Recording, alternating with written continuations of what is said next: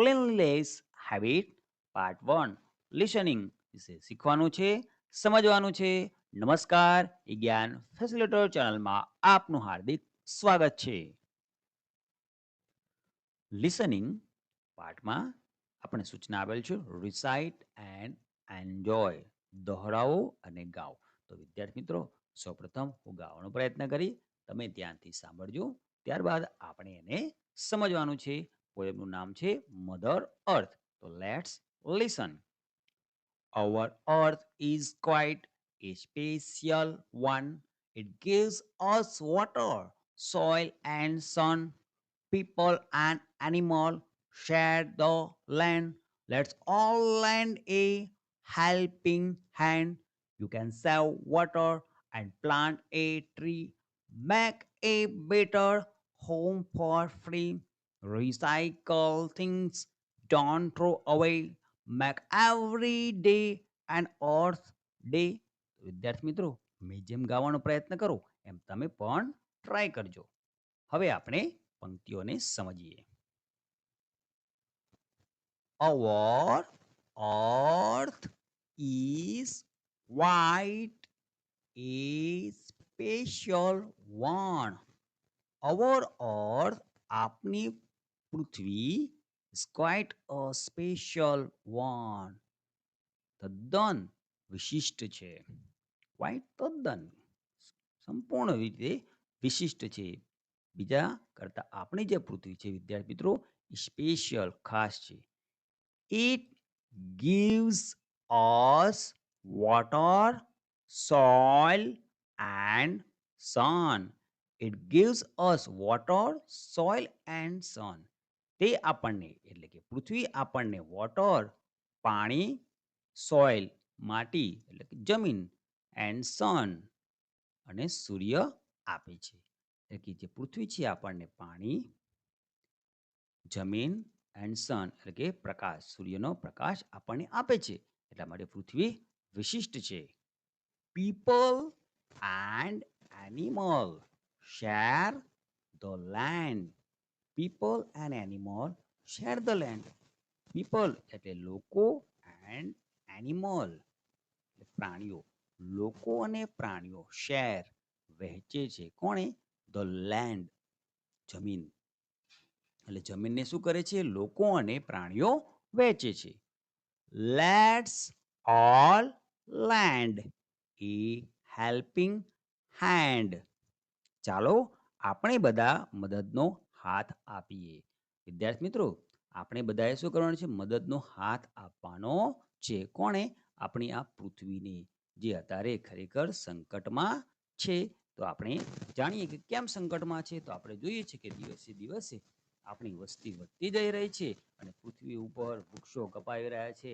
પાણી પણ બહુ જ ગંદુ થઈ રહ્યું છે ફેક્ટરીના કારણે. એના કારણે પૃથ્વી છે એના ઉપર શું થઈ રહ્યું છે? સંકટના વાદળ ઘેરાઈ રહ્યા છે. તો આપણે શું કરવું પડશે? મદદનો હાથ આપવો પડશે. હવે વિદ્યાર્થી મિત્રો, અહીંયા તમે જો LAND લેન્ડ એટલે જમીન, અને અહીંયા છે LEND એ લેન્ડ.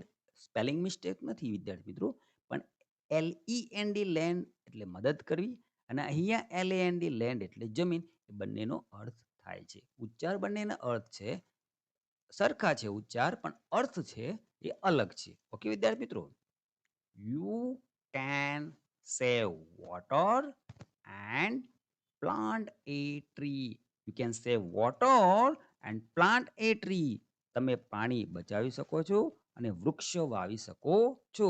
તો આપણે કેવી રીતના મદદ કરી શકીએ વિદ્યાર્થી મિત્રો પૃથ્વીને? તો આપણે આપણો એક હાથ એટલે કે મદદ માટેનો હાથ કરવાનો છે. આપણે પાણી બચાવી શકીએ અને વૃક્ષો વાવી શકીએ. Make a better home for free. કે બેટર હોમ ફોર ફ્રી, અને મફતમાં વધુ સારું ઘર બનાવો. Recycle things. વસ્તુને શું કરો? રિસાયકલ કરો, પુનરુત્થાન કરો. એટલે કે નકામી વસ્તુ છે એને ફરી ઉપયોગ કરો. ડોન્ટ થ્રો અવે, એને નાખી ન દો. એટલે કે જે નકામી વસ્તુ છે એને ફેંકી ના દો, પણ એને ફરી ઉપયોગ કરો. મેક એવરી ડે એન અર્થ ડે. અને દરરોજ એવરી ડે, દરરોજ તમે અર્થ ડે બનાવો, પૃથ્વીનો દિવસ બનાવો. જ્યારે આવે ત્યારે જ અર્થ ડે નો ઉપયોગ બનાવવાનો નથી, મદદ આપણે એનો ઉજવણી નથી કરવાની, પણ દરરોજ આપણે અર્થ ડે, પૃથ્વી દિવસ તરીકે ઉજવવાનો છે. કેવી રીતના? તો હેલ્પિંગ હેન્ડ્સ, મદદનો હાથ આપીને. વસ્તુને ફરીથી ઉપયોગ કરો, વૃક્ષ વાવો અને પાણીને બચાવો. ઓકે વિદ્યાર્થી મિત્રો, તો આ પોયમમાં તમને સારો ખ્યાલ આવ્યો હશે. આગળ આપણે સમજીએ. હવે આપણને સૂચના આપેલ છે, કમ્પ્લીટ ધ વર્ડ્સ. વર્ડ્સ એટલે શબ્દો, કમ્પ્લીટ એટલે કે સંપૂર્ણ કરો. હવે વિદ્યાર્થી મિત્રો, અહીંયા તમે સ્ક્રીન પર જોઈ શકો છો, તમારા બુક્સમાં પણ આપેલ છે. અહીંયા અધૂરા છે, પહેલો અક્ષર આપેલ છે, અહીંયા છેલ્લો અક્ષર આપેલ છે. તો આપણે ધારવાનું છે કે આ કયો સ્પેલિંગ છે. લેટર્સ મૂકશું એટલે સ્પેલિંગ પૂરો થઈ છે. તો આ સ્પેલિંગ આ રીતે પૂરો થશે. ક્યુ છે, પછી આપણે મૂકવાનું છે યુ આઈ ટી. ક્વાઇટ કયું સ્પેલિંગ બનશે? Quite, Q I T. હવે એ જ પ્રમાણે 2 નંબરમાં આપણે મૂકીશું ટી અને આર. ટી અને આર મૂકતા કયો સ્પેલિંગ બને? Throw, THROW. નંબર 3 એમાં આપણે મૂકીશું ઈ વાય એલ. સરસ, કયો શબ્દ બન્યો? રિસાયકલ. નંબર 4 ઈ અને આર મૂકતા બનશે અર્થ. નંબર 5 ઈ ટી ઈ, કયો શબ્દ બનશે? બેટર. તો આ રીતે તમારે શબ્દને પૂર્ણ કરવાના. હવે વિદ્યાર્થી મિત્રો સૂચના આપેલ છે, write the rhyming words from the poem. Poem આપણે જે હમણાં વિદ્યાર્થી મિત્રો પોયમ સમજ્યા ને, મધર અર્થ, એ પોયમને આધારે આપણે રાઇમિંગ વર્ડ્સ, પ્રાસયુક્ત શબ્દો કે જેનો ઉચ્ચાર સરખો થતો હોય એવા શબ્દો આપણે લખવાના છે. પ્રાસયુક્ત શબ્દો, રાઇમિંગ વર્ડ્સ. તો અહીંયા આપી છે ફન. આપણે જ્યારે પોયમ વાંચતા હતા ને, તમને એનું શ્રવણ કર્યું ને, તેમાં આપણે બોલીએ તો ફન, એના જેવો શબ્દ બોલાતો તો સન. Land, land, hand. અહીંયા મેં 2 શબ્દ લખ્યા છે કે બંનેનો ઉચ્ચાર સરખો થાય છે. લેન્ડ, હેન્ડ, બંનેનો લેન્ડ અને હેન્ડ અને લેન્ડ, આ બધાનો શું આવે છે? પ્રાસ સરખો આવે છે. ફ્રી, તો શું બોલાય? ટ્રી. Care, share. તો આ રીતે આપણે રાઇમિંગ વર્ડ્સ પોયમના આધારે લખવાના હતા. હવે વિદ્યાર્થી મિત્રો સૂચના આપે છે, લિસન ટુ ધ સ્ટોરી. વાર્તાને સાંભળો. તો વિદ્યાર્થી મિત્રો ધ્યાનથી સાંભળજો. એ ક્લીન પાર્ક, સ્ટોરીનું નામ છે સ્વચ્છ ઉદ્યાન. Jumpy monkey went to the park daily to play. Jumpy monkey went to the park daily to play. અહીંયા વિદ્યાર્થી મિત્રો જમ્પી નામનો વાંદરો છે. મંકી એટલે વાંદરો. Park, daily to play, vent એટલે ગયો, એ ભૂતકાળનો વાત છે. ટુ પ્લે રમવા, એટલે કે જમ્પી મંકી છે એ દરરોજ રમવા પાર્ક જતો હતો. અહીં વિદ્યાર્થી મિત્રો ચિત્રમાં આપ્યો છે મંકી, એ છે જમ્પી. ક્યાં રમવા દરરોજ જતો હતો? ટુ ધ પાર્ક, ઉદ્યાનમાં એટલે કે બગીચામાં. Jumpy's friends Perry frog and Danny deer also came to play in the park. Jumpy's friends Perry Frog and Danny Deer also came to play in the park. હવે જમ્પીસ friend, એ જે jumpy વાંદરો છે એના મિત્રો, જમ્પીસ friend, જમ્પીના મિત્રો કોણ? તો પેરી ફ્રોગ, પેરી નામનો દેડકો, ફ્રોગ દેડકો, અને ડેની નામનું ડિયર, ડિયર એટલે હરણ. તો અહીંયા જે ચિત્ર છે એ કોણ છે? પેરી ફ્રોગ. અને અહીંયા છે એ કોણ છે? ડેની ડિયર. તો પેરી ફ્રોગ અને ડેની ડિયર એ જમ્પીના મિત્રો હતા. તો શું કહે છે કે Perry frog and Danny deer also came to play in the park. તે પણ કોણ? પેરી ફ્રોગ અને ડેની હરણ, એ પણ પાર્કમાં રમવા આવ્યા હતા. They used to play games like hide and seek, badminton, kho-kho, etc. etc means etc.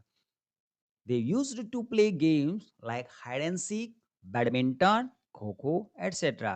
તેઓ રમત રમતા જેવી કે હાઇડ એન્ડ સીક એટલે કે સંતા કુકડી, બેડમિન્ટન અને ખોખો જેવી રમતો તેઓ રમતા. કોણ? તો જમ્પી અને તેના મિત્રો.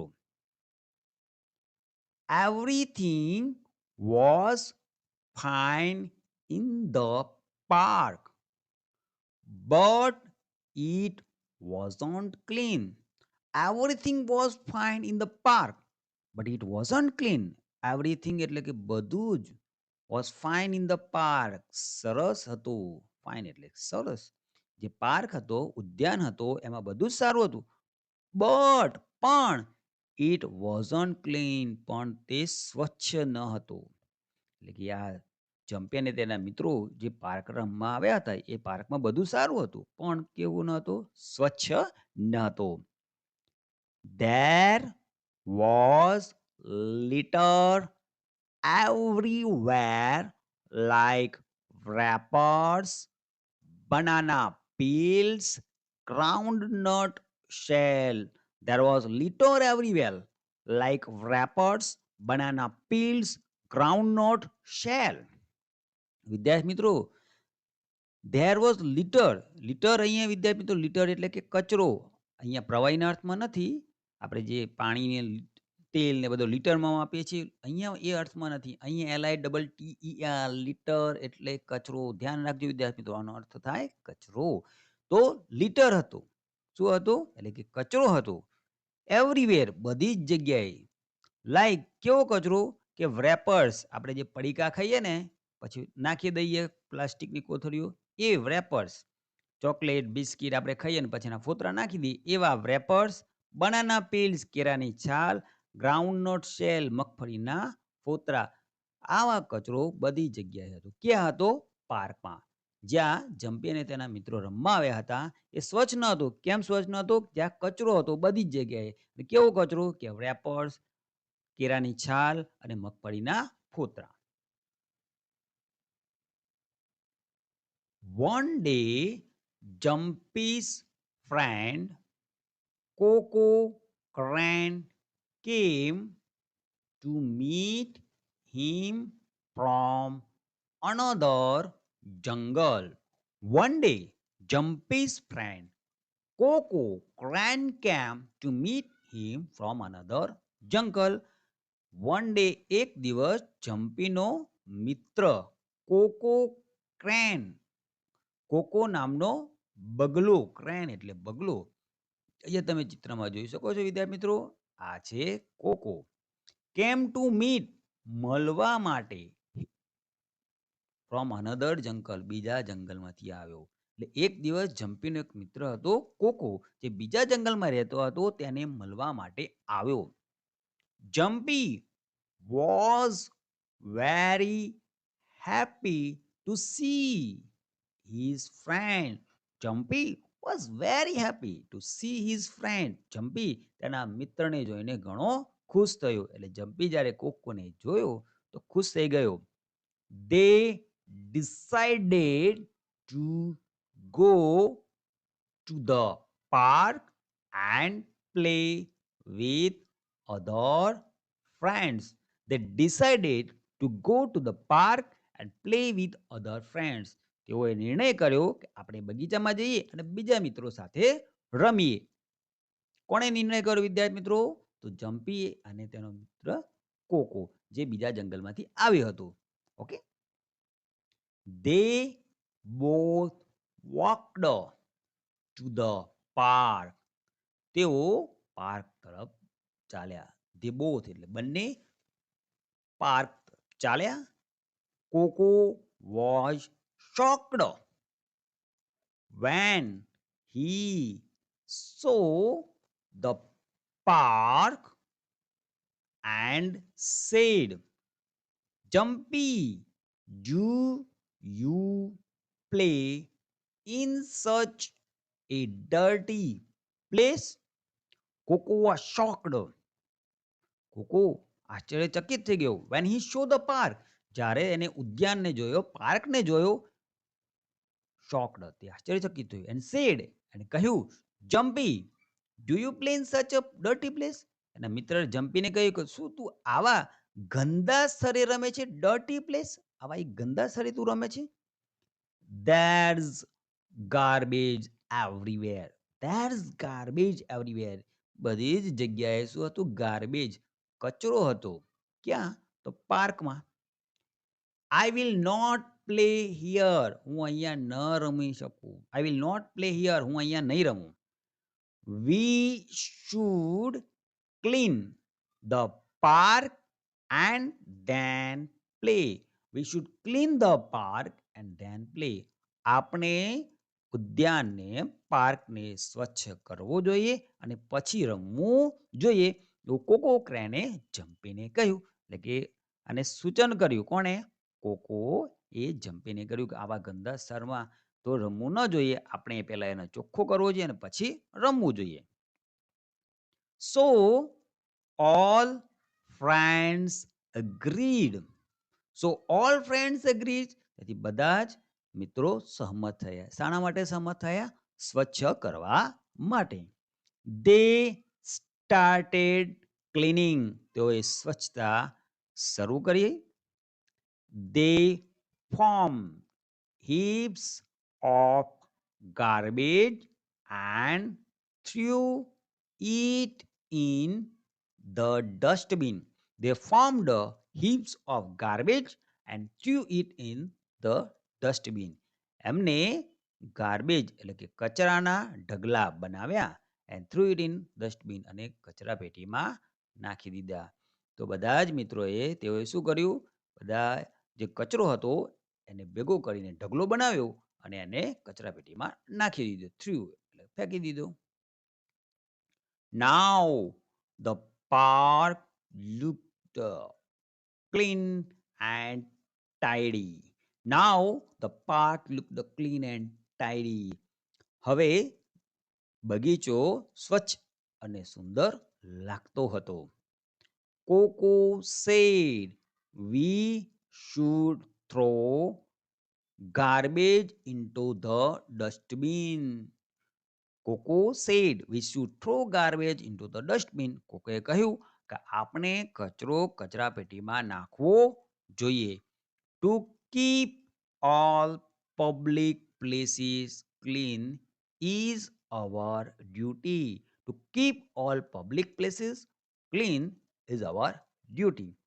બધા જ જાહેર સ્થળોને સ્વચ્છ રાખવા એ આપણી ફરજ છે, એવું કોકોએ એમના મિત્રોને સમજાયું અને આપણે પણ સમજવાનું છે. Everyone agreed with Coco. દરેક કોકો સાથે સહમત થયા. એટલે કે દરેક મિત્ર હતા એ કોકોની સાથે સહમત થયા. They made a signboard with big bold letters saying, please do not litter in the park. They made a signboard with big bold letters saying, please do not litter in the park. તેઓએ એક મોટું signboard બનાવ્યું અને મોટા અક્ષરે એના પર લખાવ્યું કે કોઈને પણ કચરો નાખવો નહીં આ પાર્કમાં. Please do not litter in the park. મહેરબાની કરીને પાર્કમાં કચરો નાખવો નહીં, એવા મોટા અક્ષરે લખીને એક સાઇનબોર્ડ બનાવી દીધું. સાઇનબોર્ડ એટલે મોટું બોર્ડ બનાવીને એના ઉપર લખીએ એને સાઇનબોર્ડ કહેવાય. They fixed this on the park's gate. They fixed these on the park's gate. અને પાર્કનો જે દરવાજો હતો ત્યાં તેમને આ સાઇનબોર્ડ લગાવ્યું. Finally, the park was fit to play in and everyone enjoyed in the clean park. Finally, the park was fit to play in and everyone enjoyed in the clean park. અને છેવટે park fit to play રમવા માટે તૈયાર હતો અને દરેક જણને આ સ્વચ્છ પાર્કમાં રમવાનો આનંદ માણ્યો. તો વિદ્યાર્થી મિત્રો તમને પણ આ સ્ટોરીમાં મજા આવી ને?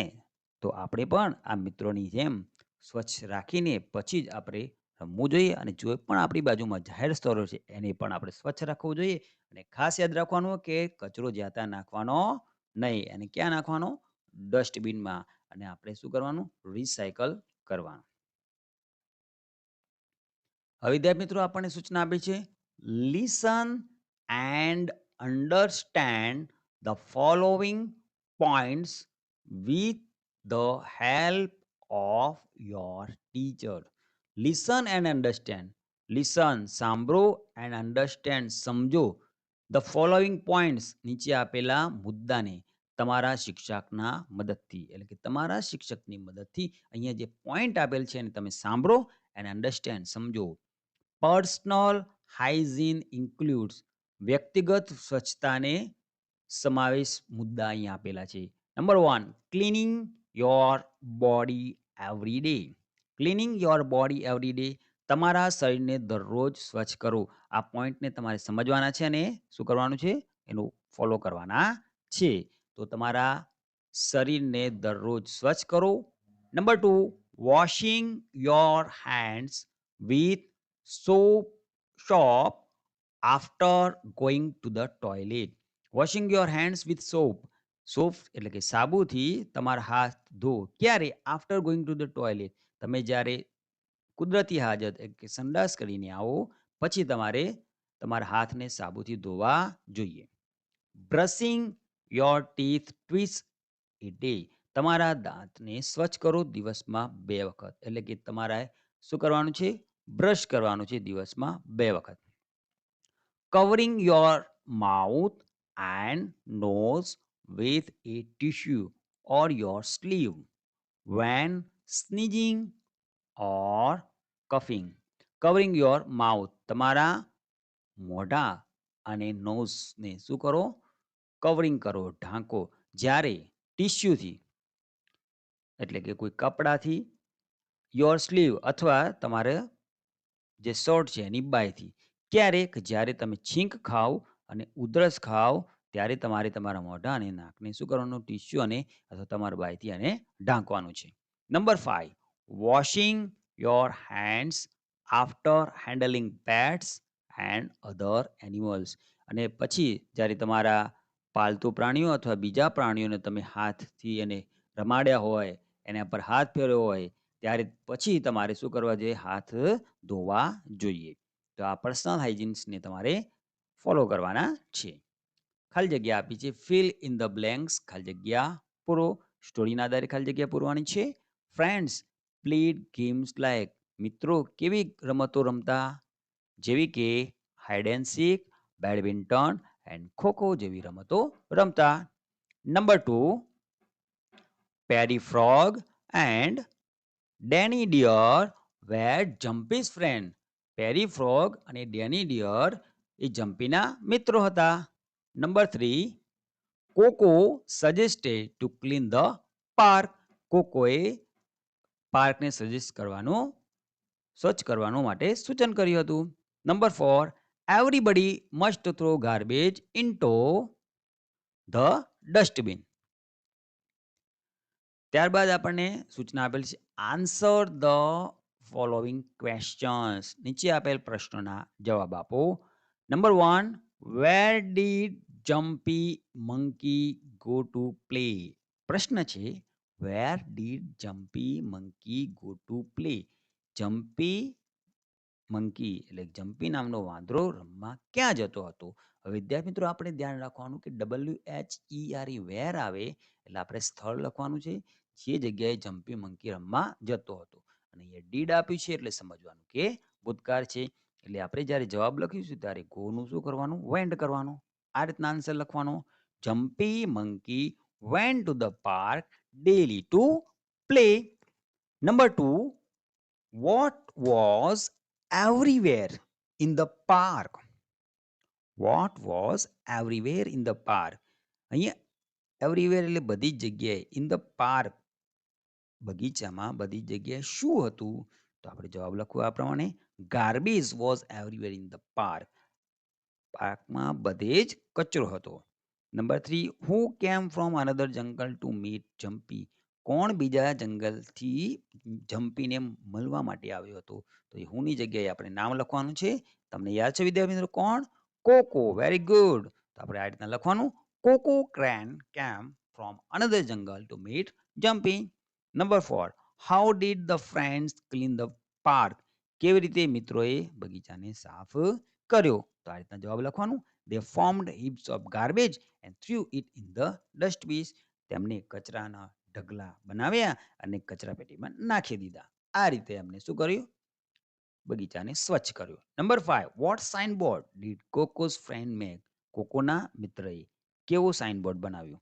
તો આન્સર આ રીતના લખીશું, they made a signboard, please do not litter in the park. તેમણે સાઇનબોર્ડ કેવું બનાવ્યું હતું કે કૃપા કરીને પાર્કમાં કચરો નાખવો નહીં.